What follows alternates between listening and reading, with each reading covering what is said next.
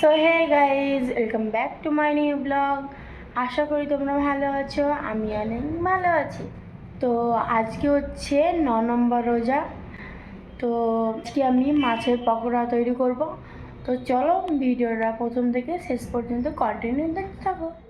তো চলো প্রথমে গ্যাসটাকে জ্বালিয়ে নিই। তো তারপর মাছগুলোকে একে একে দিয়ে দিলাম।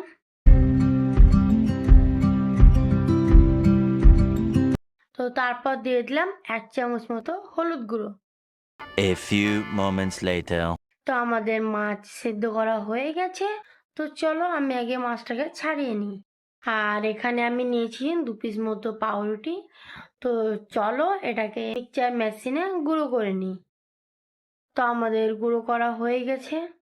তো চলো এটাকে হালকা করে ভেজে নিই।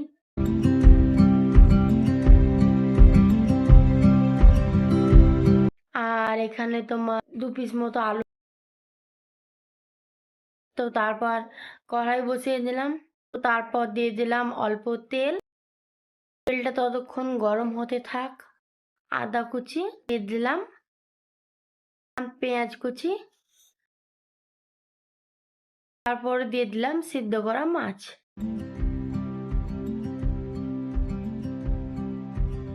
তো তারপর দিয়ে দিলাম লঙ্কা গুঁড়ো, ধনে জিরে গুঁড়ো, ভাজা মশলা আর স্বাদ মতো লবণ।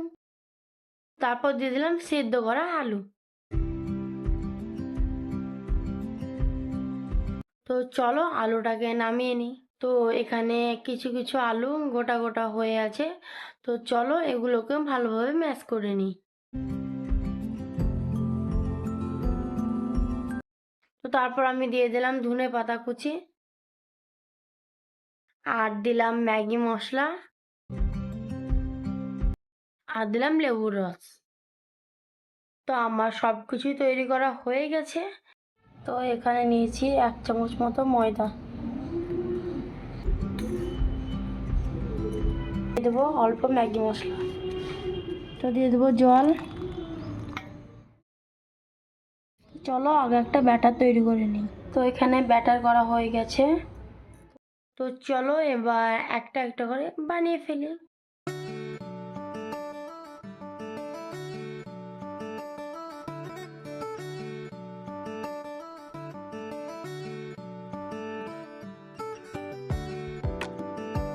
তো আমার এখানে বানানো কমপ্লিট। তো প্রথমে একটা দিয়ে দিলাম।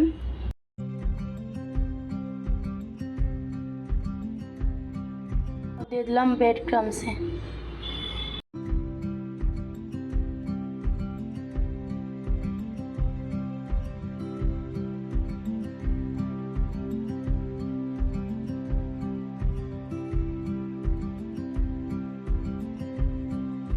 তো এখানে কিছু আমার তৈরি হয়ে গেছে।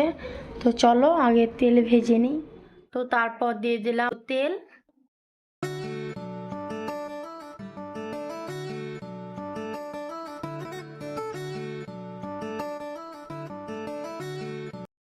তো আমার এখানে তৈরি করা হয়ে গেছে। তো কেমন হয়েছে কমেন্ট করে বলবে।